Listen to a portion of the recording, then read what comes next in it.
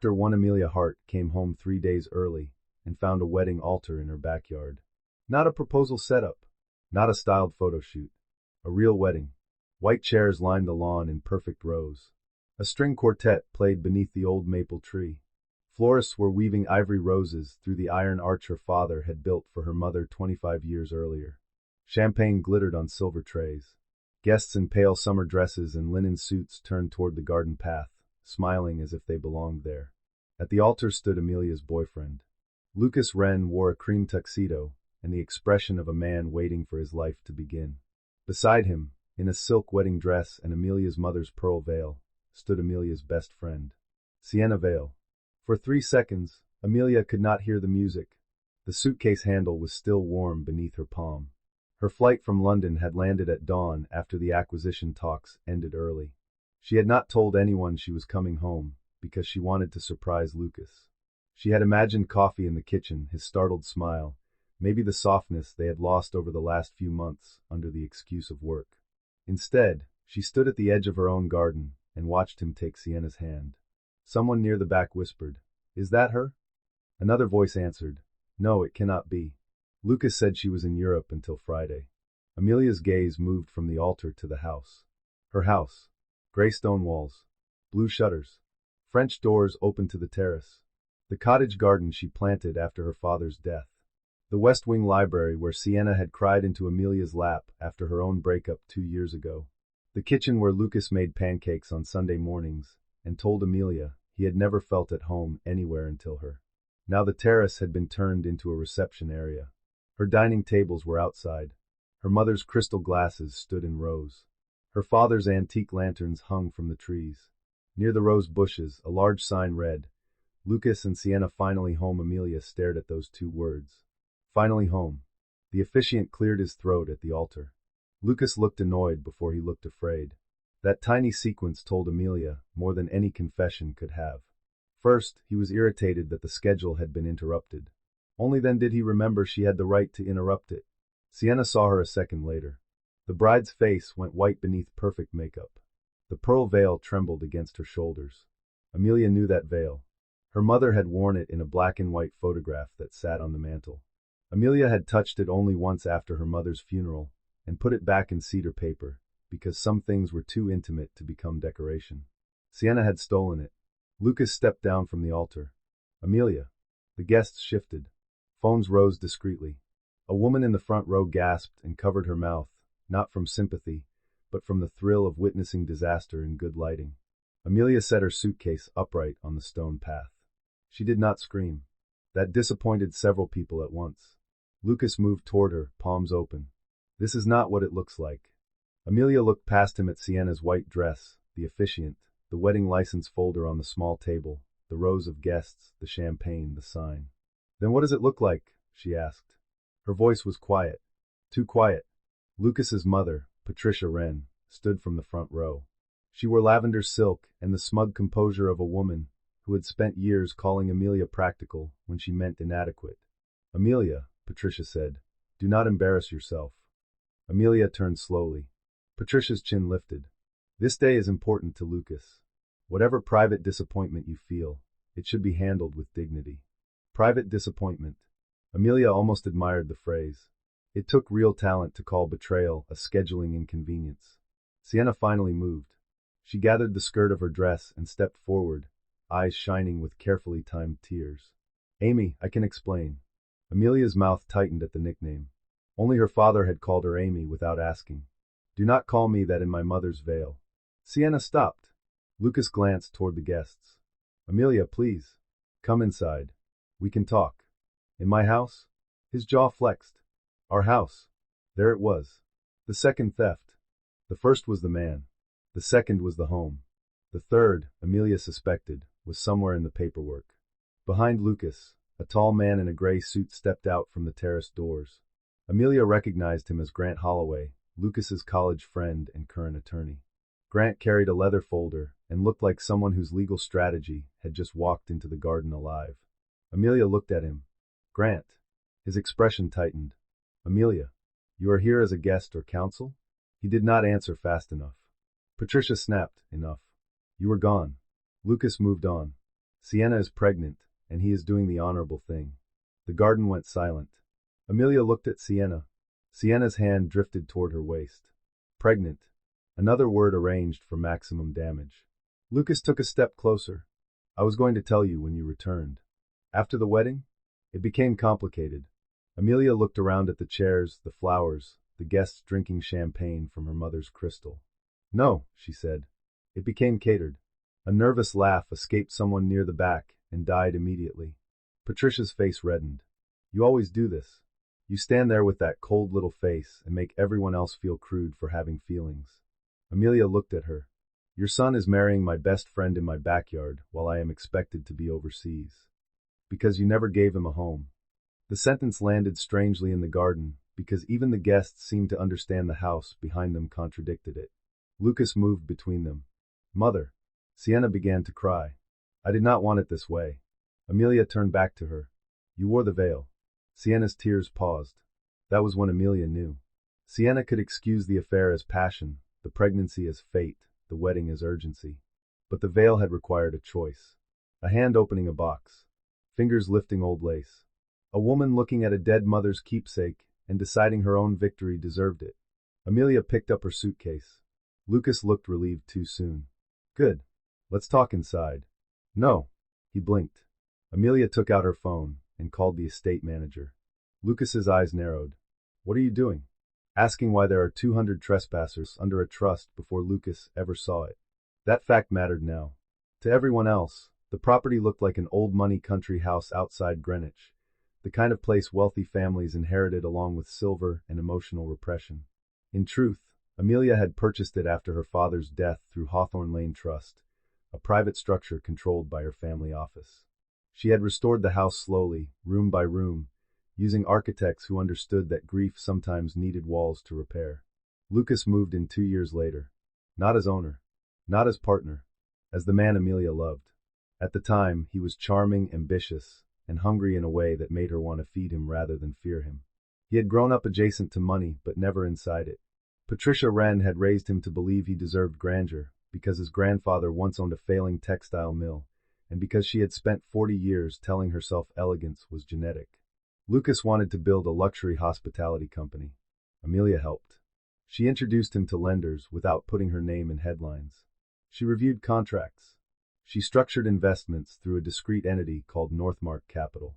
She protected his pride because she thought love meant letting a man stand tall even when your hand was the railing. Lucas believed Northmark was an outside investor. Patricia believed Lucas had finally found the backing his vision deserved. Sienna believed whatever helped her feel chosen. Only Amelia's father had warned her before he died. Do not build a throne for a man who resents the hand that steadies it, he had said from his hospital bed. Amelia had thought he was being cynical. Now she stood in her garden, listening to the wedding quartet falter through a soft instrumental version of At Last, and understood he had been polite. The estate manager, Owen Brooks, answered on the second ring. Miss Hart. Owen, are you on site? At the north gate. I have been trying to reach you. Why? His voice tightened. Mr. Wren said you approved a private family ceremony. The vendor packet had your digital authorization. Amelia looked at Lucas. He stared back, face set. I did not approve it, she said. Owen went quiet. Understood, he said. Do you want security to pause the event? Lucas stepped closer. Amelia, do not do this. She held his gaze. Pause it. Owen's voice was calm now. Professional. Yes, ma'am. Within 30 seconds, 2 security staff appeared from the side path. The quartet stopped completely. A caterer lowered a tray of champagne.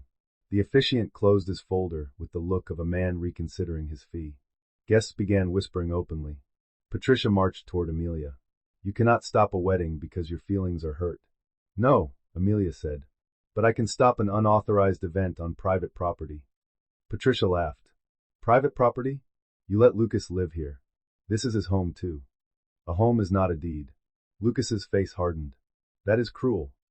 Amelia looked at him. So is planning a wedding behind my back. Sienna wiped tears from her cheeks. We were going to leave after the ceremony. We were not trying to take the house. Amelia looked at the sign again. Finally home. Sienna followed her gaze and flushed. Grant Holloway stepped forward, attorney mode replacing guest discomfort. Amelia, I advise everyone to avoid escalation. There are representations that may support Lucas's residence interest. Representations by whom? Grant hesitated. By Lucas? Amelia asked. Lucas snapped. I have lived here for 3 years. 2 years and 7 months. Do you hear yourself? Accurate? His eyes flashed. You always make love sound like a ledger. Amelia felt that one. Not because it was fair, but because he knew exactly where to aim. He had accused her of emotional accounting whenever she asked for reciprocity. Who cooked? Who hosted? Who apologized? Who gave? Who disappeared inside logistics so his dreams looked effortless? She breathed through the old wound and did not let it bleed into the garden. Love is not a ledger, she said, but fraud often leaves one. Grant's face changed. Lucas noticed. Amelia turned to Owen, who had arrived with a tablet in hand. Show me the authorization. Owen handed it over. The vendor packet was clean. Too clean. A digital approval bearing Amelia's name, a signature image copied from her estate accounts, and a payment authorization charged to Hart House Events, a subsidiary created to manage charitable gatherings at Graymere. Amelia scrolled slowly. Flowers. Catering. Tent rental. Officiant. Musicians. Guest parking. Staff overtime. Custom signage. Bridal suite preparation. Wardrobe handling. Wardrobe handling. She opened the line item.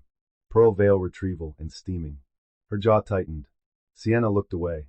Amelia handed the tablet back. Preserve all records. Owen nodded. Already backing up. Patricia sneered. You are turning a painful personal matter into an administrative spectacle. Amelia faced her. No. Lucas did that when he used my event company to pay for his wedding. The guests reacted then. Not loudly, but enough. A wave of whispers moved through the chairs. Sienna grabbed Lucas's sleeve. You said it was handled. Amelia heard the sentence. So did everyone else close enough. Lucas turned toward Sienna too sharply. Not now. Handled? Amelia asked. Sienna's lips parted, but Patricia cut in. She is pregnant and overwhelmed. Stop interrogating her. Amelia looked at the younger woman in the stolen veil. Pregnancy did not make betrayal innocent. It did make the child innocent, and that distinction mattered. Sienna, Amelia said, sit down. Sienna blinked. If you are pregnant, you do not need to stand here while the adults discuss the invoices. The cruelty of that sentence was not in the words. It was in the accuracy. Sienna sat in the nearest chair, as if her knees had stopped belonging to her. Lucas looked at Amelia with a mix of hatred and pleading. Please, let the guests leave, and we will discuss this privately. Amelia looked at the rows of people who had come to witness her replacement in her own backyard. They should leave, she said. Lucas exhaled. After 40 minutes to empty the garden. 40 minutes of guests pretending they had not come to watch a betrayal formalized under roses. 40 minutes of vendors exchanging looks as security copied contracts and invoices. 40 minutes of Sienna, sitting in a wedding dress at the edge of the lawn, while her mascara slowly surrendered. 40 minutes of Lucas pacing near the altar, phone in hand, arguing in whispers with Grant. Amelia used the time to walk through the house. She did not run. She did not storm. She inspected. The foyer had been filled with white flowers. Her father's portrait had been removed from the entry wall and replaced with a framed engagement photo of Lucas and Sienna. In the dining room, place cards identified tables named after cities Lucas wanted to develop hotels in: Paris, Milan, Santorini, Kyoto. In the library, someone had moved Amelia's acquisition files into storage boxes and set up a bridal dressing room. On the desk where Amelia once signed the first Northmark investment documents, Sienna's makeup artist had spilled powder. Amelia stood in the doorway and let the details enter her one by one. Not because she wanted to suffer, because pain blurred the room unless you made it testify. Owen followed silently with photographs and video. Do not miss the cedar chest, Amelia said. He turned. The chest was open near the window. Inside, the archival wrapping for the pearl veil lay crumpled beside Sienna's perfume bottle. Owen's expression tightened. He had worked for Amelia's father before he worked for her. He had seen the veil stored after the funeral. His voice lowered. I am sorry. Record it. He did. In the primary bedroom, the final line snapped. Sienna's overnight bag sat on Amelia's chaise. Lucas's clothes had been moved to the left wardrobe. Amelia's clothes were still there, but pushed aside.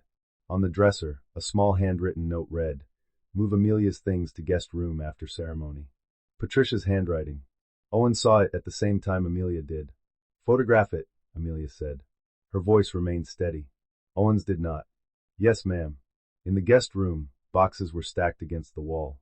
Amelia opened one and found her sweaters, scarves, framed photographs, old letters, and the silver brush set her mother had left her. Not discarded. Relocated. That was worse. Discarding would have admitted cruelty. Relocation pretended she was already gone. Amelia picked up the framed photograph on top. Her parents at the garden arch, laughing beneath spring rain. The glass was cracked. For the first time since the garden, her hand trembled. Only once. Then she set the frame down and closed the box. By the time she returned to the terrace, the guests had mostly gone. The chairs remained like evidence. White petals blew across the lawn. The altar leaned slightly in the wind, suddenly cheap, without expectation. Lucas stood near the steps with Patricia, Grant, and Sienna. Sienna had removed the veil. She held it in both hands, no longer a bride, not yet a defendant in anything formal, but very aware that romance had become a property dispute. Amelia walked to her and took the veil. Sienna did not resist. I am sorry, Sienna whispered. Amelia looked at the pearl lace. For wearing it or being caught. Sienna closed her eyes. Patricia stepped forward. This has gone far enough. Sienna is carrying Lucas's child. Then Lucas should start behaving like a father instead of a trespasser. Lucas's face flushed. You can be angry at me. Do not humiliate my mother. Amelia turned to him. Your mother packed my belongings into the guest room. He looked at Patricia. Patricia's mouth tightened. We needed space for the bride. Even Grant looked down. Amelia laughed once. It came out soft and empty. The bride, she repeated. Lucas moved closer. Amelia, I know this is ugly. But you and I were over. Were we? Emotionally, yes. You asked me to review your Tuscany resort contract last Tuesday. Business can continue after love changes. And the bed? Silence. Sienna's eyes opened. Lucas's jaw tightened. Amelia looked at her former best friend. Did he tell you we had not been together in months? Sienna's face drained. Sienna, Lucas warned. Amelia nodded slightly. Of course. Sienna stared at him. You said. I said this is not the time, Lucas snapped. The tone was ugly enough to make her flinch. Amelia recognized that flinch. She had done it privately for months whenever Lucas's charm fell away, and impatience showed its teeth. Grant cleared his throat. We need to separate the personal issues from legal exposure. Good, Amelia said. Begin with the forged authorization. Lucas snapped. It was not forged. Owen looked up from his tablet. Amelia said, then explain how my digital signature approved wedding expenses while I was on a secure client site in London. Lucas's eyes shifted. Small. Fast. Enough. Grant stepped in. There may have been prior verbal approval for use of the grounds. For a wedding? He said nothing. Patricia lifted her chin. You always told Lucas this was his home. I told him he was loved here. Same thing. Amelia looked at her. That confusion explains today. Lucas's phone rang. He glanced at the screen and went still. Amelia saw the name before he turned away. Northmark Capital. For Lucas did not answer the call. That was his third mistake. The first was planning the wedding. The second was using Amelia's property and signature. The third was thinking unanswered calls stopped consequences. Amelia knew exactly why Northmark was calling. Her London trip had been for the final acquisition meeting tied to Wren Hospitality Group, Lucas's company. Northmark was about to release a major financing tranche for his flagship project, a chain of boutique hotels built around heritage estates and intimate event spaces. Graymere House had been part of the pitch. Not officially as collateral. Amelia had never allowed that. But Lucas had used images of her home in investor materials, calling it the inspiration for his design philosophy. He told lenders he had access to private estate networks and family property partnerships. Amelia had corrected him once. He laughed and said storytelling was not fraud. She now suspected his definition of storytelling had widened. Lucas shoved the phone into his pocket. We should discuss this inside. No. Amelia. The house is closed to you. Patricia gasped. You cannot throw him out of his home. Owen stepped forward. Mr. Wren's residence access is permissive under the estate's domestic occupancy agreement. Miss Hart can revoke it. Lucas turned on him. Stay out of this. Owen did not move. Amelia looked at Grant. You knew about the occupancy agreement? Grant's silence was answer enough. Patricia looked confused. Occupancy agreement? Sienna whispered, Lucas? Lucas's face darkened. It was a formality. Amelia said, it was the reason you had a key but not title. Patricia's eyes widened. Lucas, what is she talking about? Not now. This is not your house. The question came from Sienna. Not Patricia. It was quiet, and it cut through the garden with humiliating precision. Lucas glared at her. I said not now. Sienna's hand moved to her stomach. You told me after the wedding we would live here. Amelia looked at her. There it was again. Another woman discovering she had been sold a room inside someone else's life. Patricia recovered by force. The legal technicalities can be handled. Lucas has invested years into this property. He hosted unauthorized vendors and moved my belongings. Because you were gone. On a business trip funding his company. Lucas's head snapped toward her. Too late. Patricia frowned. What does that mean? Grant looked as if he wanted to dissolve into the patio stone. Lucas said, Amelia, do not. She looked at him. Do not what? Tell your mother that Northmark's capital came through my family office? Tell Sienna that the hotel project she expected to inherit as Mrs. Wren is currently under review because the founder attempted to marry her in an unauthorized event on an investor-controlled estate. The garden stopped. Even the wind seemed quieter. Patricia's mouth opened. Sienna stared at Lucas. Lucas's eyes were fixed on Amelia, hatred and fear finally standing side by side. You lied, he said. Amelia almost smiled. To whom? Northmark was yours? Northmark is managed by professionals. But controlled by you. Yes. He took one step back. The color left his face in stages. For years, Lucas had told Amelia she did not understand entrepreneurial risk because she came from quiet wealth. He said money made her cautious. He said investors wanted vision, not footnotes. He said she loved limiting him. All that time, he had been praising Northmark's sophistication in meetings, quoting its term sheets, telling friends that the mystery investor saw his genius. Now he knew the mystery investor had been the woman he planned to replace before she came home. Sienna began to cry again, but this time the tears sounded different. Less performance. More panic. Lucas, what did you do? He turned on her. Do not start. Amelia stepped between them without thinking. Lucas saw the movement and laughed bitterly. Of course. Now you protect her. I am protecting the child from a man losing control in public. His face hardened. You think you can take everything? Amelia looked at the altar, the chairs, the stolen veil now folded over her arm, the cracked photograph inside the house, the vendor invoices, the signature, the phone call from Northmark. No. After 5 by dusk, Graymere House looked like the morning after a storm. The wedding arch was half dismantled. Florists carried out buckets of roses. Caterers packed uneaten food into metal trays. Musicians left through the side gate with the dignified speed of people who wanted no subpoenas. Security escorted Patricia to her car after she refused to stop shouting that Amelia was vindictive. Sienna left with her cousin. Not Lucas. That mattered. Lucas remained in the library with Grant, Amelia, Owen, and 2 attorneys who arrived from Amelia's office before the sun dropped behind the trees. One represented Hawthorne Lane Trust. The other represented Northmark Capital. Lucas had never looked smaller than he did sitting across from both. The library still smelled faintly of Sienna's perfume and setting spray. Amelia hated that. Grant tried to begin with emotion. This situation is painful for everyone. Amelia's trust attorney, Vivian Shaw, looked at him over her glasses. Payne did not approve the vendor packet. Grant shifted.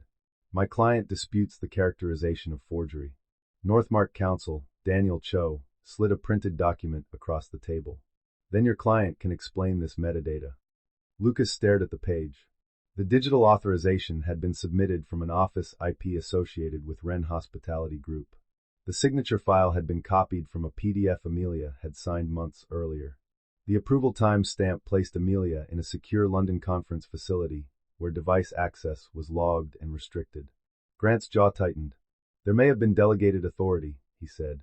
Vivian Shaw turned a page. There was not. Lucas's voice rose. I was planning to reimburse everything. Amelia looked at him. With what?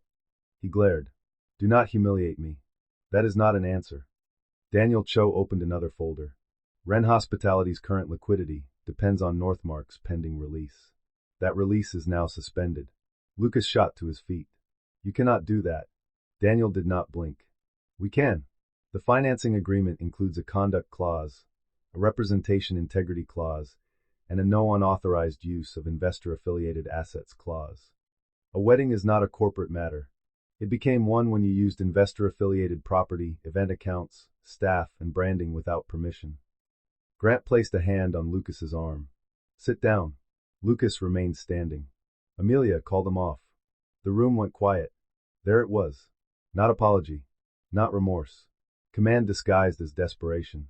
Amelia sat at the head of the table, the pearl veil folded before her in archival paper Owen had brought from storage. She looked at the man who had once held her in this very room after her father's memorial and promised he would never make her feel alone in her own house. Why? She asked. Lucas stared. Because I built this company. With Northmark funding. Because you believed in me. I did. The past tense landed. He heard it. Amelia, he said, softer now. I made a horrible mistake. Vivian Shaw's pen paused. Amelia looked up fully. A mistake is forgetting an anniversary. A mistake is sending a text to the wrong person. You planned a wedding, forged my approval, moved my belongings, used my mother's veil, and invited guests to watch my replacement. Lucas's eyes reddened. I was afraid. Of what? Of you. The words burst out before he could decorate them.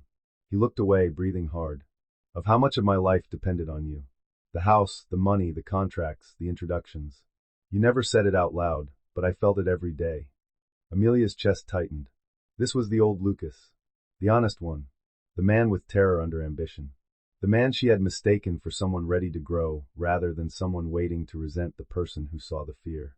So you chose Sienna, she said. She looked at me like I was enough. Because you lied to her about what enough included.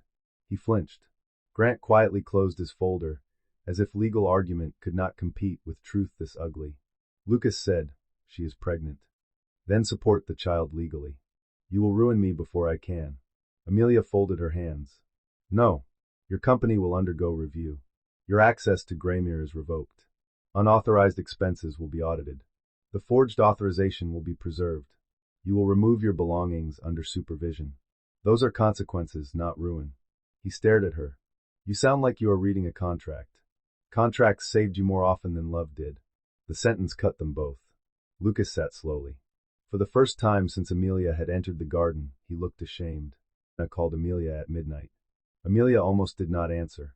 She sat on the floor of her mother's old sewing room, the pearl veil spread carefully on clean muslin. The house was quiet now. Lucas had been escorted to a hotel. Patricia had sent 11 messages ranging from threats to Bible verses. Grant had requested time to respond. Vendors had provided copies of every agreement. Amelia's suitcase still stood unopened near the stairs. Her phone rang again. Sienna. Amelia answered on speaker and set the phone beside the veil. For several seconds, only breathing came through. Then Sienna whispered, I am sorry. Amelia looked at the fragile pearls sewn into old lace. For which part? The question was not rhetorical. Sienna cried softly. All of it. That is too broad to be useful. Silence. Then Sienna said, for sleeping with him while I smiled at you. For letting you talk about London while I knew we had picked a date. For wearing the veil. I knew that was wrong. I did it because Patricia said it would make me feel like the real bride. Amelia closed her eyes. The real bride. As if womanhood were a chair and only one person could sit. Sienna continued, words tumbling now. Lucas told me you and he were over. He said the house was technically yours, but emotionally his. He said you never wanted marriage, never wanted children, never wanted to make a home with him. He said you kept him dependent to control him. Amelia opened her eyes. And you believed him. I wanted to. At least that was honest. Are you pregnant? Amelia asked. Sienna's breath caught. Yes. Have you seen a doctor independent of Lucas? No. Patricia made the appointment. Amelia sat up straighter. Cancel it. What? Cancel it and book your own. Do not let Patricia manage your medical records. Sienna's voice shook. Why are you telling me that? Because she tried to move my belongings while I was alive. I do not trust her with an unborn child. Sienna began crying again, but quietly. I thought she loved me. She loved the role you were playing. And Lucas? Amelia looked toward the dark window, where her reflection sat on the floor beside a dead woman's veil. Lucas loves being believed. The line went silent. Sienna whispered, What am I supposed to do? Get your own lawyer. I cannot afford a good one. I will send 3 names. They do not work for me. Choose one or find another. Why would you help me? Amelia ran one finger over the torn edge of the veil wrapping. I am not helping you avoid consequences. I am helping make sure your child does not become one. Sienna sobbed once, a broken sound without performance. I was jealous of you, she said. Amelia laughed softly, but there was no humor in it. You had an odd way of showing admiration. You always seemed untouchable. The house, the clothes, the way people listened when you spoke. Even when you were quiet, you made rooms feel like they had to behave. I wanted that. Lucas made me feel like I could have it if he chose me. A man cannot choose you into a life he does not own. Sienna did not answer. Amelia's voice gentled despite herself. Sienna, you and I are not friends anymore. A small sound came through the speaker. But I hope you become a mother your child can trust. Sienna cried harder then. Amelia ended the call. She sat still for a while, listening to the house breathe around her. Then she folded the veil into new paper, placed it back into the internet by morning. It began with a guest's blurry photo. Amelia standing at the garden path with her suitcase while Lucas and Sienna froze at the altar. The caption read, Imagine coming home early and finding your boyfriend marrying your best friend in your own backyard. By noon, the image had spread across gossip accounts, business forums, and wedding disaster pages. By 2, someone identified Lucas Wren. By 3, Wren Hospitality Group's investors were calling Northmark. By 4, Patricia's ex who had abandoned Lucas and refused to let him move on. Amelia's communications director, Elise Monroe, called at 4:15. We can ignore the personal gossip, but not the investor angle, Elise said. Amelia sat in her restored library, now cleaned of Sienna's makeup powder. What is the current narrative? Betrayed girlfriend interrupts wedding. Pregnant bride. Rich house drama. Potential forged approval. People love the veil detail. Amelia looked toward the cedar chest. Do not mention the veil unless necessary. Understood. Lucas's side is preparing a statement. Saying that the relationship had ended privately, and that the event was meant to be a small ceremony before legal matters were resolved. 200 guests is small. Apparently Heartbreak has a flexible guest count. Amelia almost smiled. Elise continued, We should issue something short. Draft it. An hour later, the statement went out. Miss Amelia Hart did not authorize any wedding, event expenditure, signature use, property conversion, or relocation of personal effects at Graymere House. All related records have been preserved. Because an unborn child may be affected by ongoing private matters, legal and financial reviews are underway. The phrase unborn child changed the tone. It did not make Amelia look soft. It made Lucas look reckless. At 7, Lucas came to the gate. Security called Amelia. She watched him on camera from her desk. He stood in the rain wearing yesterday's trousers and a dark coat, hair damp, face drawn. No cream tuxedo. No bride. No mother. No lawyer. Just a man locked outside the house he had promised to give another woman. Tell him to leave, Vivian Shaw said from the chair across from Amelia. Amelia watched him press one hand against the gate. For 2 years, that gate opened for him automatically. Let him into the front vestibule, Amelia said. Not beyond. Vivian's mouth tightened. I advise against it. Noted. Lucas entered the vestibule 5 minutes later. Glass separated the security desk from the foyer. Amelia came down the stairs in a black sweater and trousers, hair tied back, no makeup except what exhaustion had left beneath her eyes. Lucas looked at her as if the sight hurt. You changed the codes, he said. Yes. My things are inside. You will receive an inventory window tomorrow. He swallowed. Amelia, please. The word was soft enough to find old rooms inside her. She stopped at the foot of the stairs, leaving 10 feet between them. Please what? Please do not freeze Northmark. I can fix the vendor charges. I can issue a statement. I can explain. Of course. Not please forgive me. Please restore the money. Amelia felt something inside her settle. Lucas, if Northmark proceeds without review after what happened, it exposes every other investor to governance risk. Do you hear yourself? I am standing here begging, and you are talking about governance. You are begging for financing. He flinched. Rain tapped against the glass behind him. I loved you, he said. I know. No. I loved you. But you made me feel like a guest in my own life. Amelia's face changed. Not much. Enough. So you tried to make me a guest in my own house. He looked down. I did not think you would come home. That is not a defense. I know. Do you? He looked up, eyes red. I know I destroyed us. Us was already injured. You staged a funeral and invited my best friend as the bride. The sentence broke something in him. He turned away, covering his mouth with one hand. For a moment, Amelia saw the man she had loved. Not the liar. Not the thief of rooms and signatures. The frightened dreamer who once asked whether she thought he could build something beautiful. She had said yes. She had not known he would build it from her walls. Lucas turned back. Sienna left me. Amelia did not react. She is staying with her cousin. Patricia is furious. Grant says I should not speak to anyone, but I had to see you. You have. Is there any version of this where you do not hate me? Amelia considered the question. Yes, she said, but none where you keep access to my life. His face crumpled. She turned to leave. Amelia. She paused. Was Northmark always you? Yes. Why did you not tell me? She looked back. At first, because I wanted you to feel trusted. Later, because I was afraid you loved what I gave more than who I was. Yesterday answered that. Lucas had no reply. Amelia walked upstairs before Pitt gave an interview 48 hours later. She did not call it an interview. She called it defending her son. That was how Patricia labeled every act of public cruelty, as if motherhood turned knives into shields. She sat in a cream armchair beside a vase of lilies and told a lifestyle columnist that Lucas had been trapped in a cold, unequal relationship with a wealthy woman who used property and money to control him. She described Sienna as a gentle young mother-to-be who offered Lucas the warmth he had been denied. She said Amelia had humiliated a pregnant woman and destroyed a wedding out of spite. Then she made the mistake. Amelia Hart never understood family, Patricia said. Graymere may have her name buried in some trust, but Lucas gave that house life. Buried in some trust. Elise Monroe called Amelia before the article finished circulating. She confirmed your ownership. Amelia looked at the quote. She narrative. Do it. The response was precise. Graymere House is owned by Hawthorne Lane Trust and has never been owned, pledged, or controlled by Lucas Wren. Mr. Wren's temporary occupancy was permissive and revocable.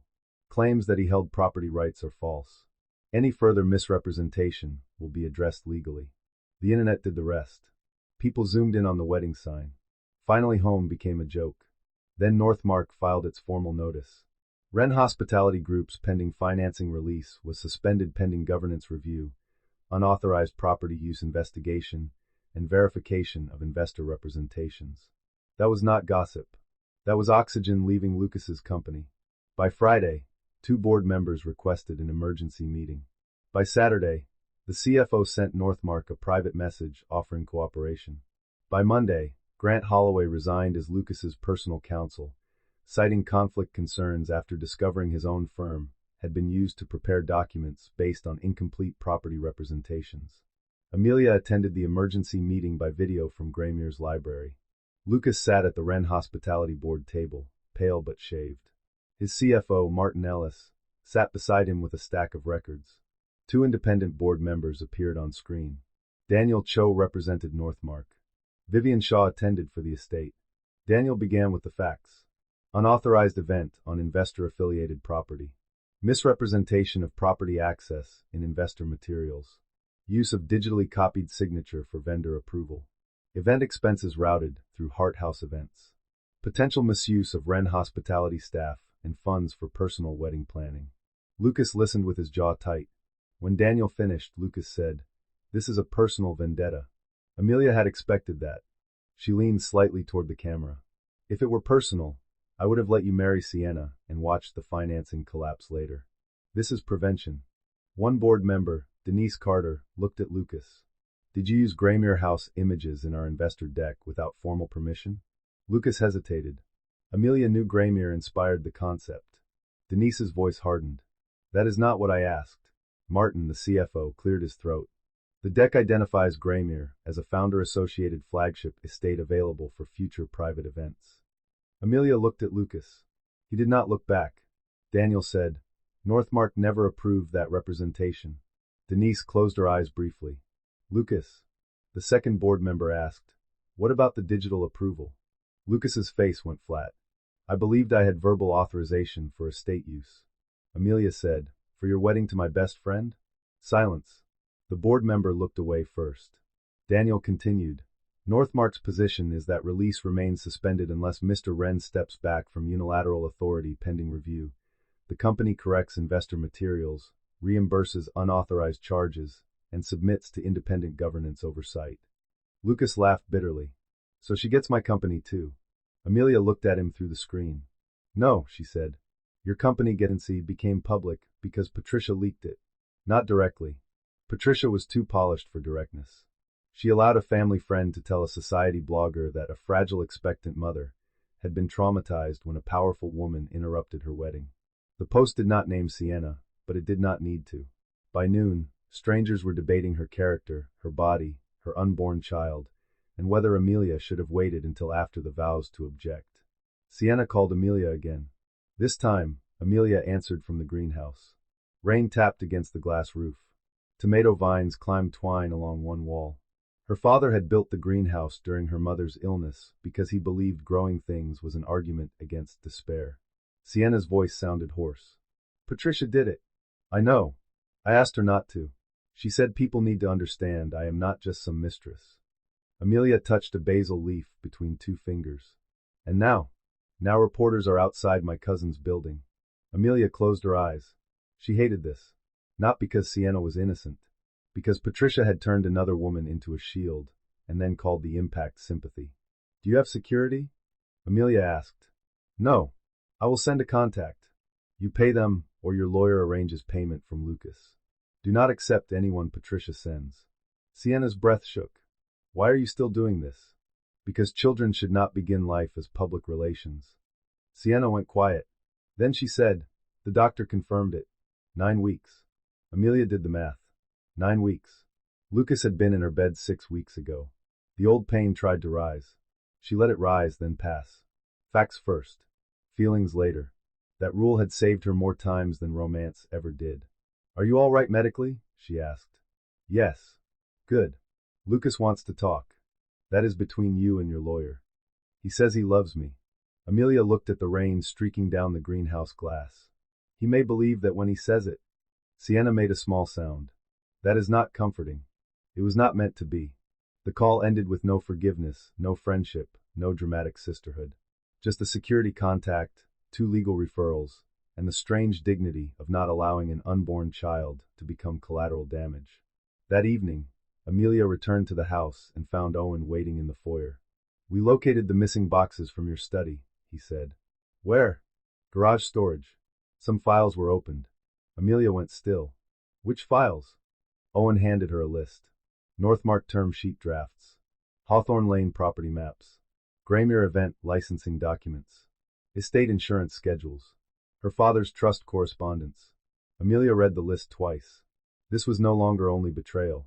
This was a search. Who accessed the garage? She asked. Owen's face was grim. Lucas, Patricia, and Gran on 3 separate dates. Sienna once, but only with Patricia. Amelia looked toward the hallway where her parents' portrait had been rehung. Pull security footage. Already done.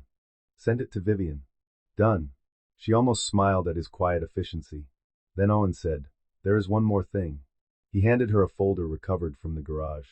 Inside was a draft agreement titled, Graymere Event Partnership Memorandum. Prepared for Wren Hospitality Group. Listed owner representative, Lucas Wren. Amelia read the first page. The document proposed turning Graymere House into the inaugural estate venue for Wren Hospitality's private wedding and retreat portfolio. It described Amelia as a passive trust beneficiary whose consent would be obtained after project launch. After project launch, Lucas had not only planned to marry Sienna in her backyard, he planned to make her house. Amelia did not sleep after finding the partnership memorandum. She sat in her father's study until dawn, reading every page. Lucas intended to announce the Graymere Estate collection at the wedding reception. Investors would see the house in full event mode. Guests included 2 lifestyle editors, 3 hospitality financiers, and a director from an international resort group. The wedding was not only personal betrayal. It was a launch event. The bride was pregnant. The girlfriend was overseas. The estate was staged. The guests were witnesses to a story Lucas expected to become true by performance. Finally home. Not romance. Brand positioning. Amelia closed the folder at 6:15. By 7, she was on the phone with Daniel Cho. By 8, Northmark had expanded the governance review to include attempted unauthorized asset representation. By 9, Vivian Shaw prepared a cease and desist preventing Wren Hospitality from using Graymere imagery, architectural elements, estate designs, or property references. By 10, Amelia called a different person. Rowan Bell. Rowan was CEO of Bellwether Lodging Group, Wren Hospitality's largest competitor, and the man Lucas hated most in the industry. He was 41, sharp, patient, and widely described as ruthless by men who disliked losing to someone who read contracts. He had pursued Graymere for years as inspiration for a preservation-based hospitality fund. Amelia had always declined because she did not want her home turned into a brand. Now she did not want Lucas's company rewarded for trying. Rowan answered immediately. Amelia Hart, he said. To what do I owe the pleasure? Are you still interested in Heritage Estate hospitality assets? A pause. Then his voice changed. Yes. Not Graymere. I assumed. But perhaps a portfolio. Under strict preservation rules, independent governance, and no use of private family residences without consent. That sounds pointed. It is. Does this involve Lucas Wren? Amelia looked at the partnership memorandum. Unfortunately. Rowan was silent for 2 seconds. I read the gossip. Then unread it and prepare for documents. He laughed softly. I always liked you. That is not relevant. It rarely is. Within 48 hours, Bellwether Lodging submitted a conditional proposal to acquire Wren Hospitality's viable assets if Northmark moved to enforce governance rights after breach. The offer preserved staff contracts, paid vendors, and separated Lucas from operational control. It also excluded any claim to Graymere House. When Lucas received the term sheet, he came to the gate again. This time, Amelia did not let him inside. He called from the other side, voice ragged. You are selling my company to Rowan Bell? Amelia stood in the upstairs window, looking down at him through rain-speckled glass. Northmark is reviewing options. He is my rival. He is solvent. You planned this from the start. No, Lucas. You planned a wedding in my backyard. I responded. He looked up, found her silhouette in the window, and shouted, You cannot just erase me. She watched him from behind the glass. Once, she would have gone down. She would have opened the door, brought him towels, listened until his panic became her responsibility. Now she stayed where she was. I am not erasing you, she said into the phone. I am removing you from assets you tried to steal. He lowered his head. For a moment, even through the rain, she could see his shoulders shaking. Maybe from anger. Maybe from grief. Maybe from the realization that the house had never belonged to him. After 11. The Wren Hospitality Board hearing took place in a glass conference room downtown. Amelia attended in person because some rooms required the body, not just the signature. She wore a white suit and her mother's pearl earrings. Not the veil. Never the veil. Her hair was pinned back. Her face was calm. On the table before her sat the Graymere Event Partnership Memorandum, the forged vendor approval, the investor deck, the garage security logs, and photographs from the interrupted wedding. Lucas arrived late. He looked exhausted. His charm had thinned into something brittle. Patricia followed him despite having no board role. Sienna did not attend. Grant had been replaced by a litigation attorney named Marlowe Fitch, who looked competent enough to be unhappy. Denise Carter opened the meeting. We will review the allegations related to unauthorized property use, investor misrepresentation, and executive conduct. Patricia spoke before Lucas could. This meeting is a disgrace. Lucas built this company from nothing while Amelia sat on inherited wealth, and now wants to punish him for finding happiness. Denise looked at her. Mrs. Wren, you are here as an observer. Speak again without invitation, and you will be removed. Patricia turned red. Amelia appreciated Denise in that moment. Daniel Cho presented the evidence. He did not dramatize the wedding. He did not need to. The documents were theatrical enough. Investor deck, Graymere Estate, prototype private heritage venue. Partnership memo, owner consent to be obtained after launch. Vendor authorization, digital signature copied from prior estate approval. Payment routing, Hart House Events account used without Amelia's authorization. Security footage, Lucas and Patricia accessing Amelia's files. Email from Lucas to Grant. Once investors see the wedding setup, Amelia will have to formalize. Easier to ask forgiveness when the concept is live. That email ended the room. Lucas closed his eyes. Patricia whispered, Oh, Lucas.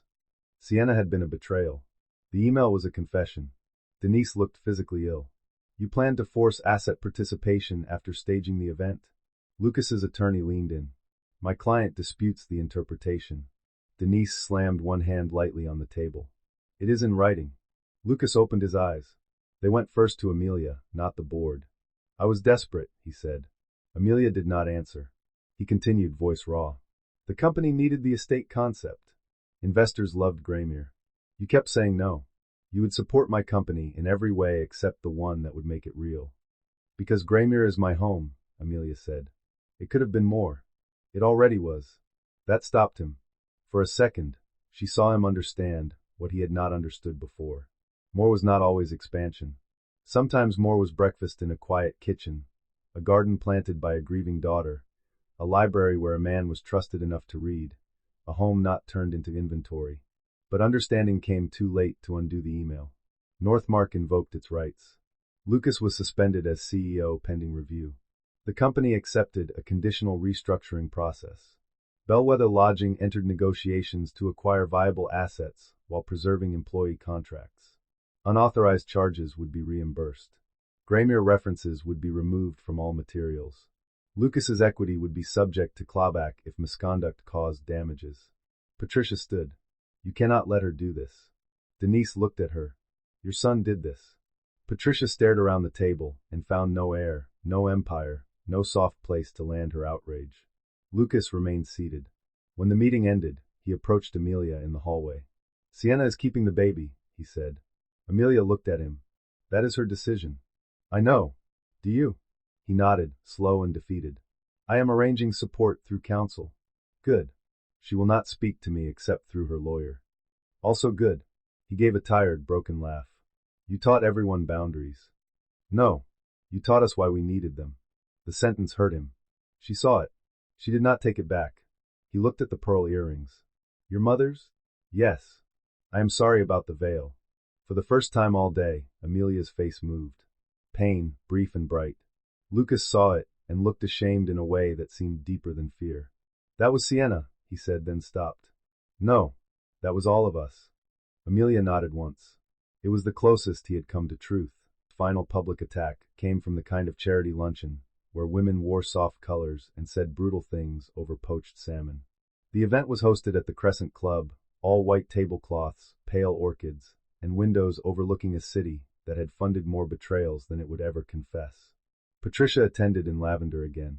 Amelia later wondered if the color was deliberate, a costume of maternal gentleness worn by a woman who treated other people's homes like available inventory. Sienna was not there. That was the point. Patricia took the microphone after dessert under the excuse of thanking donors for supporting young mothers. Her voice trembled at first, just enough to create sympathy before facts arrived to complicate it. I have watched someone very dear to my family suffer public cruelty in recent weeks, she said. A young expectant mother, frightened and alone, was humiliated in front of guests because a wealthy woman could not bear to be left. Several heads tilted together. Phones appeared beneath tables. Patricia continued, We speak often of women's empowerment, but empowerment should not mean using money, property, and corporate pressure to punish a man for choosing love and a child. By the time Elise Monroe forwarded the first clip to Amelia, the phrase choosing love and a child was already moving through social media. Amelia watched the video once in her kitchen. Owen stood near the island with a folder of repaired estate inventories. Do you want tea? No. Something stronger? Evidence. He placed the folder beside her. Within an hour, Amelia's team had the full luncheon recording. Within 2, Sienna's attorney called Vivian Shaw. Sienna wanted to respond. Amelia listened on speaker from the library, while Vivian handled the legal language. Sienna's voice sounded steadier than it had in weeks. Patricia does not get to use my baby after what she did. Vivian asked, What exactly did she do? Sienna inhaled shakily. She told me the wedding had to happen before Amelia returned, because men like Lucas got confused when old obligations stood in front of new families. She said if I waited, Amelia would use money to take my child away. She said Graymere would be mine if I proved I belonged there. Amelia closed her eyes. Sienna continued. She gave me the veil. The room went still. Vivian's pen paused. Patricia gave it to you? Yes. I asked if Amelia would mind. Patricia said Amelia had no use for bridal things. She said dead women should not control living happiness. For several seconds, Amelia heard nothing. Not the radiator. Not the distant sound of staff in the hall. Not Vivian's controlled breathing. Dead women should not control living happiness. Her mother, reduced to an obstacle in a stolen aesthetic. Owen looked away, jaw tight. Vivian's voice cooled. Sienna, are you willing to sign a statement? Yes. And provide any messages? Yes. I saved them after Amelia told me to get my own lawyer. Amelia opened her eyes. That was why she had answered the midnight call. Not to absolve Sienna. Not to become generous enough for strangers to applaud. Because frightened people with records could stop powerful people from rewriting rooms. By evening, Sienna's statement was released. She did not ask for pity. She did not excuse the affair. She admitted wrongdoing, confirmed Patricia's role, and stated clearly that Amelia had been the only person who advised her to obtain independent medical and legal support. The final paragraph changed everything. I hurt Amelia's heart deeply. I cannot undo that. But Patricia Wren is not protecting me or my child by using us in public statements. She encouraged a wedding on property that was not Lucas's, handed me a veil that belonged to Amelia's late mother, and told me this was how I would become the real woman of the house. I now understand that a house cannot be made yours by humiliating the woman who owns it. The clip of Patricia at the luncheon began to rot under the weight of Sienna's statement. Reporters who had called Amelia cold now asked why Patricia had inserted herself into property and pregnancy matters. Donors to Patricia's maternal charity requested governance documents. 2 board members resigned from that charity by morning. Patricia called Lucas first. Lucas did not answer. Then she called Amelia. Amelia let it go to voicemail. Patricia's voice came through later, stripped of silk. You turned her against me. Amelia saved the message and forwarded it to Vivian. Then she went to the sewing room, unlocked the cedar chest, and checked the veil. It lay quiet in its paper, damaged but safe. Dead women, Amelia whispered, thinking of her mother laughing beneath the garden arch, still deserve respect. The house seemed to agree, in one dramatic collapse. It was taken apart in conference rooms. That was less cinematic and more devastating. Collapse allowed a man to blame fate. Review forced everyone to read what he had done. The independent investigation lasted 6 weeks. It found misuse of staff time, unauthorized investor representations, improper access to Graymere files, undisclosed personal conduct affecting corporate governance, and a pattern of decisions made to pressure Amelia into converting private property into a commercial asset. It also found something Amelia had not expected. Lucas had promised Patricia a consulting role in the Graymere estate collection. The email was blunt. Once Amelia sees the press and investor enthusiasm, she will formalize. Mother can handle guest experience. Sienna photographs well for family brand. We need the story to look inevitable. Amelia read the email in Vivian's office while rain streaked the glass. We need the story to look inevitable. She thought of every chair on the lawn, every flower, every guest, every whispered claim that she had been absent, cold, already over, already moved out of the future. They had not only betrayed her, they had staged inevitability. Vivian watched her carefully. Do you need a minute? No. That was a human question, not a legal one. Amelia looked up. Her attorney's expression was gentler than usual, which almost undid her. Then yes, Amelia said. Vivian closed the folder and waited. Amelia walked to the window. Below, taxis moved through silver rain. People crossed streets under umbrellas, each carrying private disasters the city did not pause to acknowledge. He knew I hate being forced in public, Amelia said. Vivian said nothing. My father used to say pressure reveals ownership. If someone has to corner you to get a yes, they already know the answer is no. Smart man. He would have hated Lucas. Probably. Amelia almost smiled. No legal caution? Not about dead Father's opinions. At the final Wren hospitality hearing, Rowan Bell attended as prospective acquirer. Lucas sat opposite him, looking like a man forced to watch his rival inspect the bones of his dream. Patricia was not allowed inside. She waited in the lobby and complained to anyone foolish enough to pause. Denise Carter presented the investigation findings. Lucas did not contest most of them. His attorney attempted to frame his conduct as founder overreach during emotional stress. Denise responded that founder overreach usually meant unauthorized spending or hiring, not converting an investor's home into a wedding-based launch event while the investor was out of the country. Rowan said very little. When asked whether Bellwether would preserve employment, he said yes. When asked whether Lucas would have operational involvement, he said no. When asked whether Graymere House would be referenced in any future brand materials, He looked directly at Amelia. Never, he said. The board voted to accept the restructuring and sale of core assets. Lucas lost control. Not because Amelia shouted louder. Because his own documents spoke clearly. After the vote, Patricia pushed past reception and entered the hallway. Lucas, she cried, as if the room had murdered him. He stood near the window, face pale.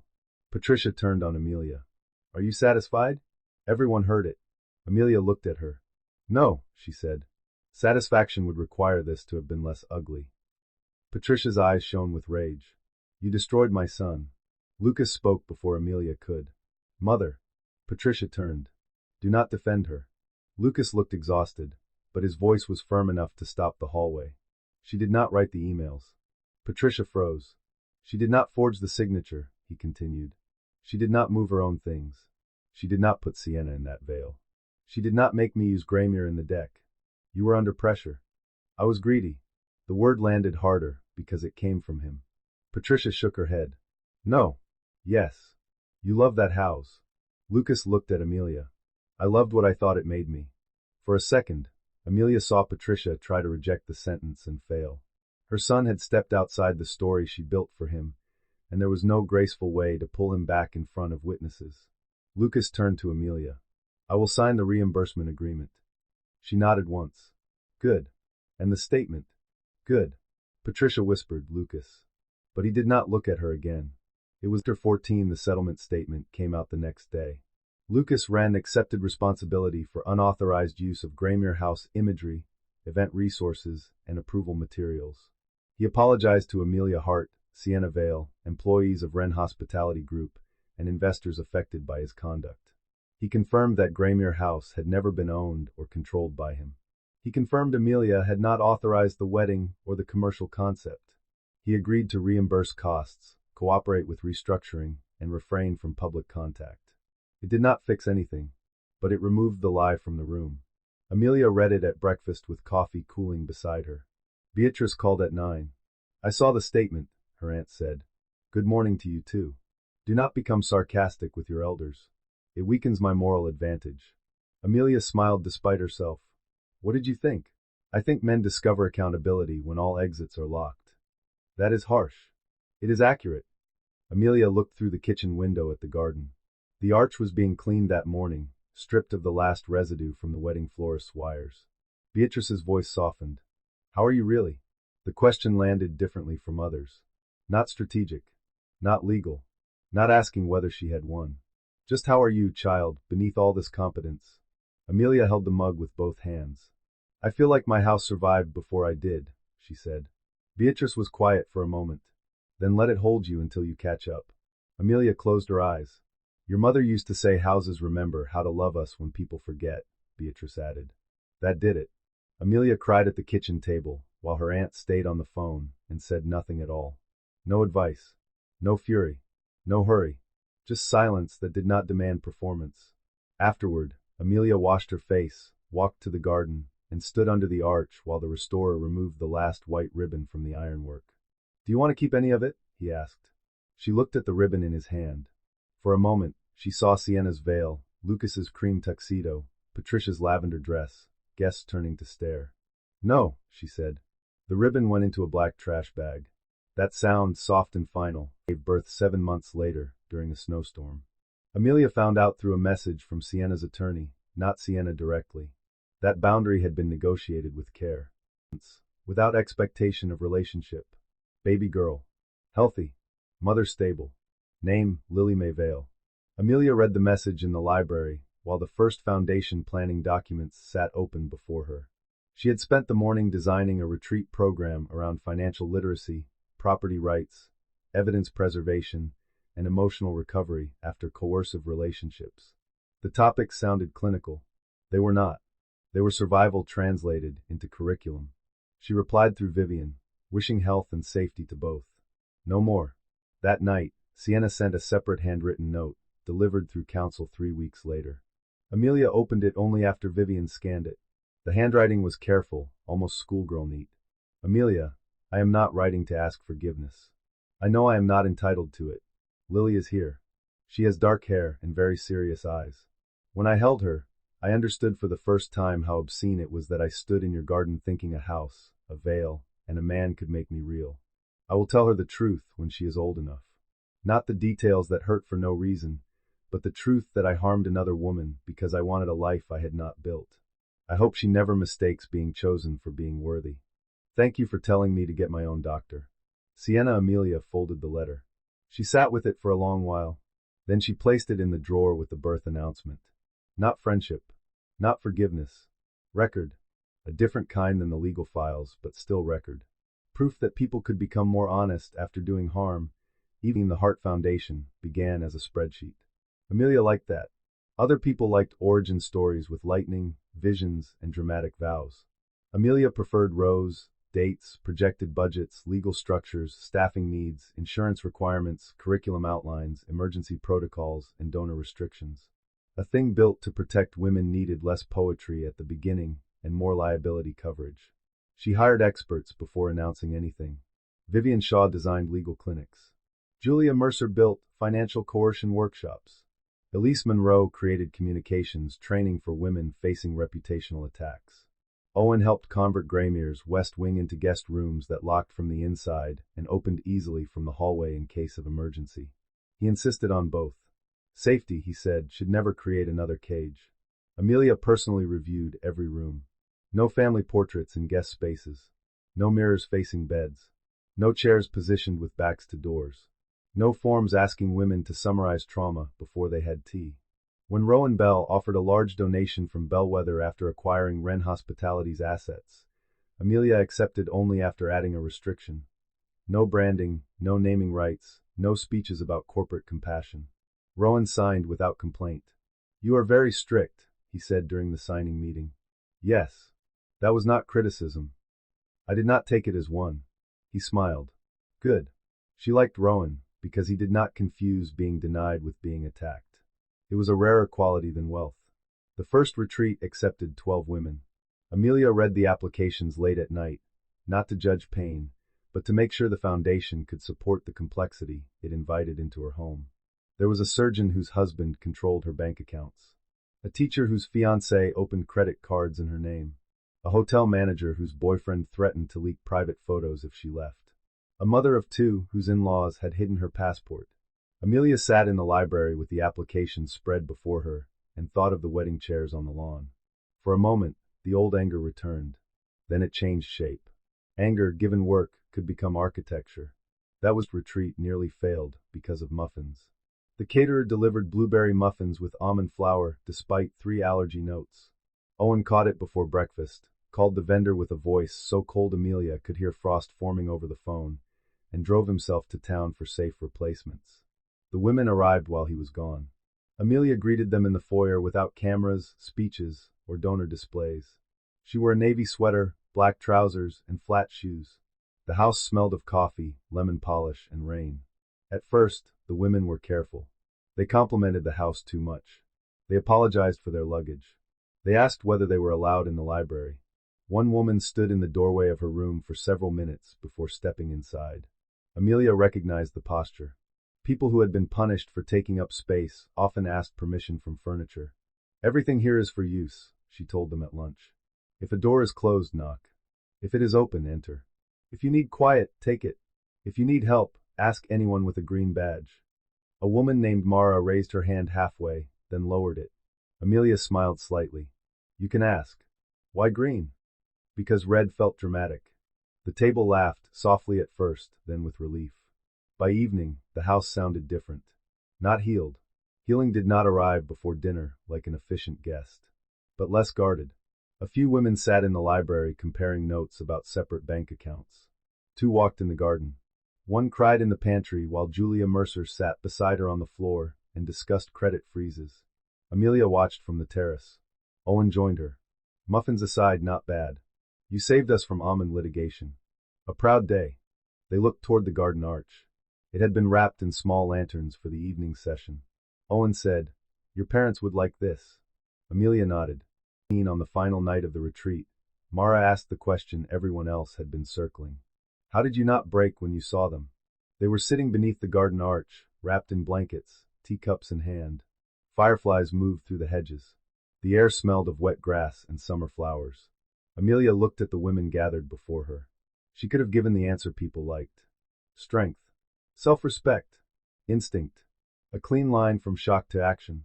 Instead, she told the truth. I did break, she said. The group went quiet. I just did not break in the way they had prepared for. I did not scream because my body went cold. I did not cry because I could not find the room inside myself where tears were kept. I asked for records because records were the first stable thing I could reach. Mara's eyes filled. Amelia continued. Later, I broke in smaller ways. In the kitchen. In the sewing room. While reading an apology. While throwing away a ribbon. Pain does not always arrive at the scene. Sometimes it waits until the paperwork is done. No one spoke. But breaking is not the same as ending, Amelia said. That is what I wish someone had told me earlier. You can break and still choose. Break and still call the lawyer. Break and still protect your child, your house, your account, your body, your name. Broken things can still refuse to be stolen. A woman near the back covered her face. Amelia let the silence breathe. Then she said, the goal is not to become untouchable. Untouchable is lonely. The goal is to become unremovable from your own life. That sentence became the Foundation's unofficial motto, though Amelia never printed it on a sign. Some words work better when remembered, not branded. Sienna gave a statement through her attorney 1 week later. She confirmed that she had believed Lucas and Amelia were separated. She confirmed that Patricia had encouraged the wedding at Graymere and described the house as Lucas's future home. She admitted wearing the veil after being told it would symbolize a new beginning. She denied knowledge of the forged authorization or investor materials. The internet did what the internet always did. Half the strangers hated her. Half hated Amelia for not hating her enough. No one asked whether strangers should be voting on the lives of unborn children. Amelia refused all interviews. Instead, she reopened Graymere slowly. First, she restored the library. Then the bedroom. Then the garden. The wedding chairs were gone, but the grass remembered. For weeks, Amelia could not walk past the iron arch without seeing Lucas in cream and Sienna in pearls. Eventually, Owen suggested removing it. Amelia said no. My father built it, she said. Yes, Owen said. But he built it for joy. That sentence stayed with her. The next morning, she called a restoration artist. Not to remove the arch. To repair it, repaint it, and plant climbing blue clematis around it, her mother's favorite flower. Healing, Amelia discovered, was not always taking down what had witnessed pain. Sometimes it was teaching the object to witness something else. Sienna wrote once after her first independent ultrasound. It is a girl. I am sorry for everything. I know that does not fix it. Amelia sat with the message for a long time. Then she replied, it does not fix it. I hope she is healthy. That was all. No forgiveness. No cruelty. A boundary with a small window open for the child. Lucas's company restructuring moved quickly. Bellwether acquired the viable assets. Employees stayed. Vendors were paid. Lucas retained a minority financial interest, but lost operational control. Rowan Bell sent Amelia a note after closing. Graymere is not mentioned anywhere. As promised. Amelia appreciated that more than flowers. Patricia attempted one final attack through a private family complaint, claiming Amelia had intentionally destroyed Lucas's career. The complaint died after Vivian Shaw attached the email about asking forgiveness once the concept was live. Patricia stopped giving interviews. That, too, was a form of public yard wedding that never finished. Amelia hosted a dinner at Graymere. Not a gala. Not a brand event. Not a performance of resilience. Just 12 people at the long table beneath the terrace lights. Owen and his wife, Elise Monroe, Vivian Shaw, Daniel Cho, Julia Mercer from accounting, Rowan Bell, Denise Carter, 2 old friends from London, and Amelia's Aunt Beatrice, who arrived with a lemon tart and the righteous fury of a woman who had never liked Lucas but had been too polite to say so often. I said it at Thanksgiving, Beatrice announced over soup. A man who compliments a house too much is measuring curtains in his mind. Rowan nearly choked on his wine. Amelia laughed for the first time in days. The sound surprised her. It surprised everyone else too, but they were kind enough not to stare. After dinner, they moved to the garden. The iron arch had been restored. Blue clematis curled around the sides, still young but stubborn. Lanterns glowed from the trees, not her father's antiques this time, but new ones Amelia chose herself. Owen raised a glass. To Graymere. Beatrice added, and to changing all gate codes. They drank. Later, Rowan found Amelia near the arch. You did not have to invite me, he said. You bought a company I needed separated from my life. That earns soup. High honor. Do not let it change you. He smiled. I will try to remain insufferable. They stood in comfortable silence. Rowan did not ask about Lucas. That was one reason Amelia tolerated him. Finally, he said, what will you do with the house? Live in it. Radical. Apparently. No events. She looked at the lawn. Maybe someday. On my terms. For causes that matter. Not because someone needs a backdrop for ambition. Rowan nodded. Good. She glanced at him. You are very agreeable tonight. I am standing in a garden where a woman came home from London and stopped an unauthorized wedding with property law. I know when to be respectful. Amelia laughed again. This time, it felt less surprising. She named her Lily Vale. Not Wren. Lucas filed for paternity and support through counsel. Sienna agreed to supervised introductions after he completed a parenting program and financial disclosures.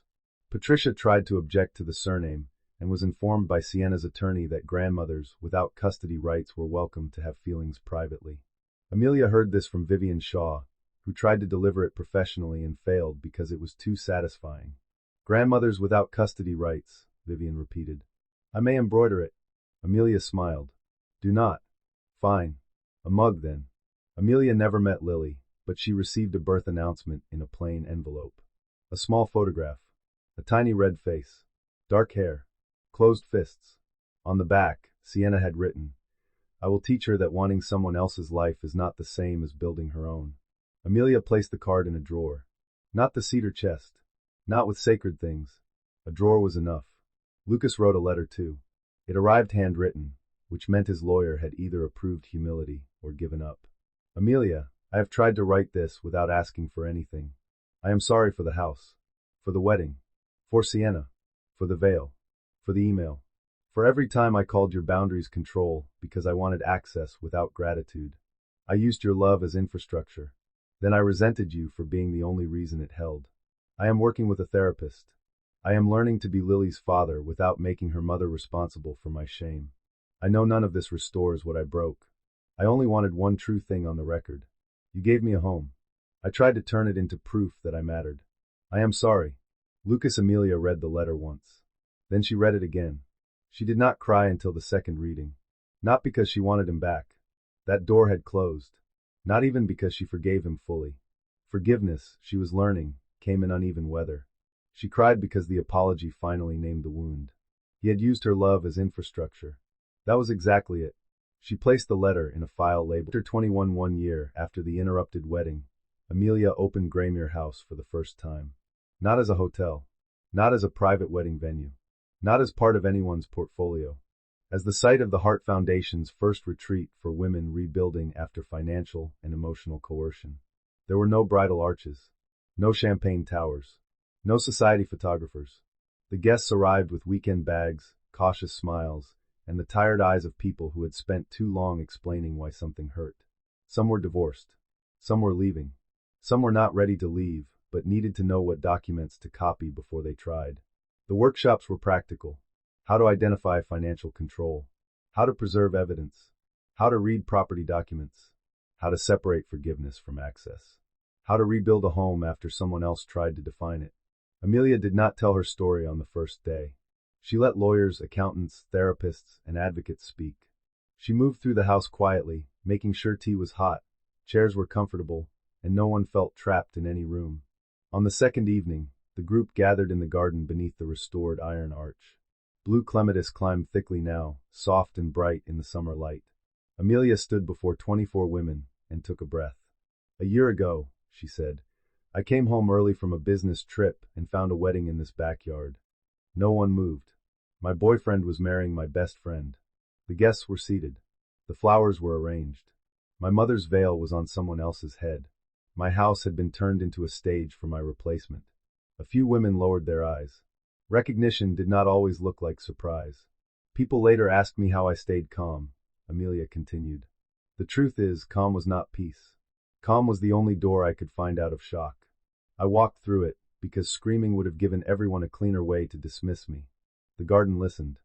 For a long time, I thought being generous meant making other people comfortable with what they took.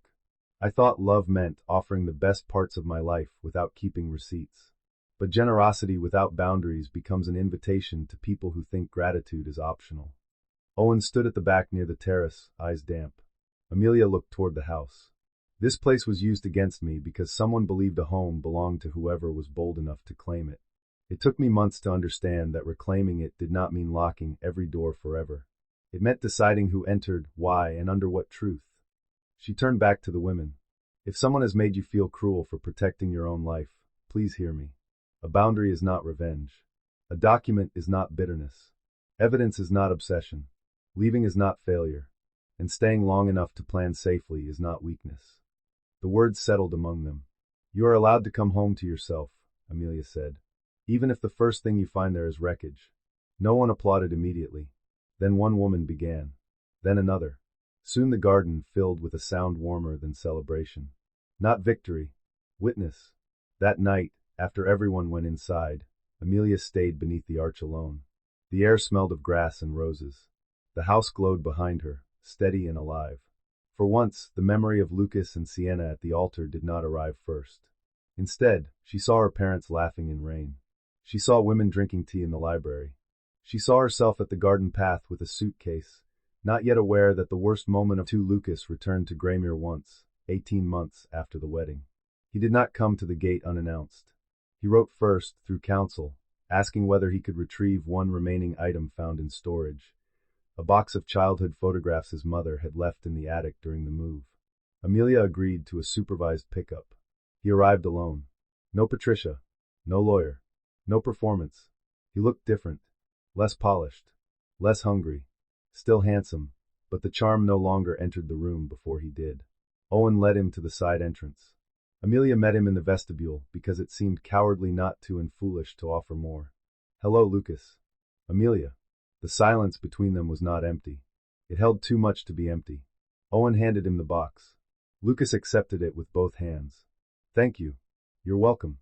He looked toward the hall, where a group from the foundation retreat had left a basket of handwritten notes on the console table.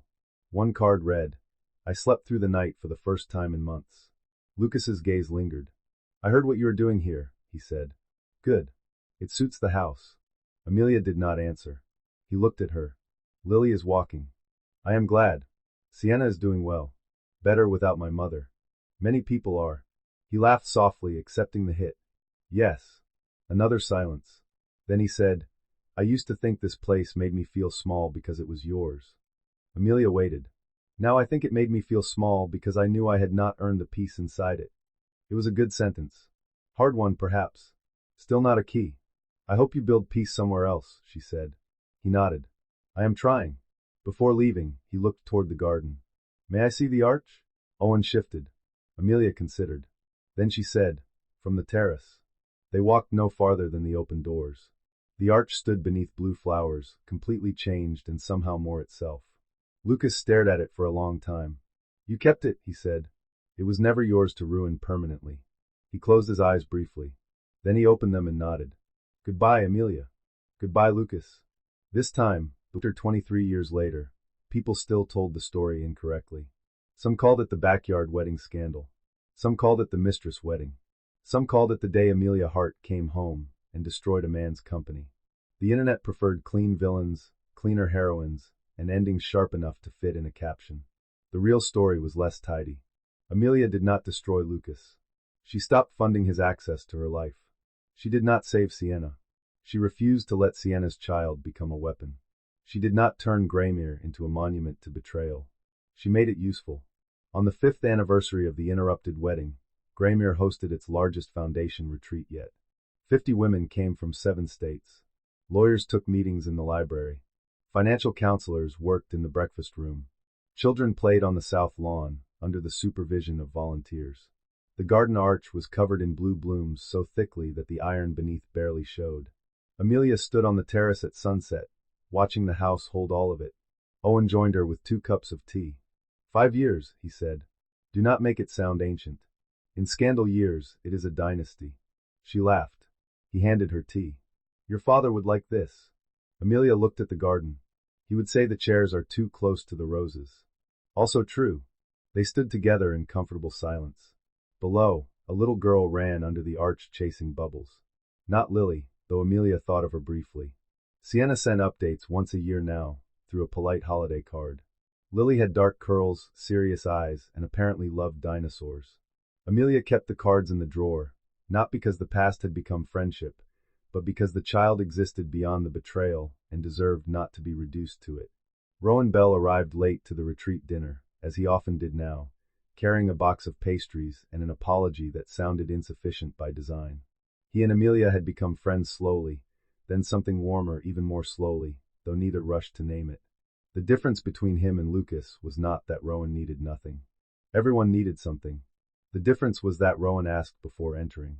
He stopped beside her on the terrace. "I brought almond croissants," Owen said. "At 7 in the evening? Time is a social construct." Amelia took the box. "That sentence cost you credibility." "I have spare." Owen left them with a smile he pretended not to have. Rowan looked toward the arch. "Big day?" "Good day." "Any ghosts?" Amelia considered. Once, the garden had been full of them. Lucas at the altar. Sienna in the veil. Patricia's voice. Guests whispering. The suitcase beside her hand. The feeling of arriving too late to a life that was supposed to be hers. Now the garden held other things. Women laughing. Children chasing bubbles. Blue flowers. Tea. Work. Witness. "No," she said. "Not today." Rowan nodded. He did not fill the silence.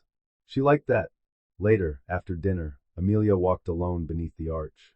She touched one of the clematis blooms gently.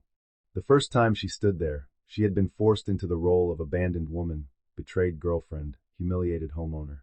Everyone had looked at her and expected the simplest version of pain. But pain had not been simple. It had been a map. It showed her where love had become labor, where generosity had become access, where silence had become permission, where home had become a word other people thought they could steal if they printed it beautifully enough on a sign. She took the map seriously. That was why she found her way out, gathered in the foyer to leave. Some hugged Amelia. Some only nodded. Some were not ready to be touched.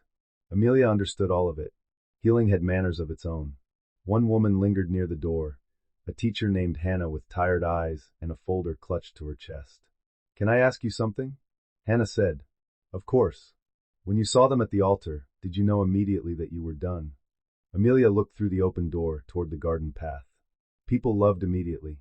It made decisions sound clean, as if the heart were a switch and dignity a blade. "No," she said. Hannah looked surprised. Amelia continued.